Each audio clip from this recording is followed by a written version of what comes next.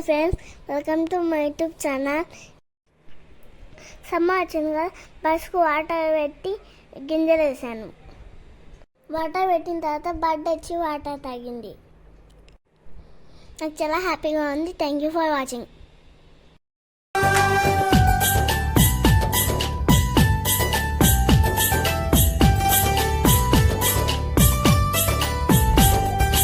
రివ్వున ఎగిరే గోవా నీ పరుగులు ఎక్కడికమ్మా,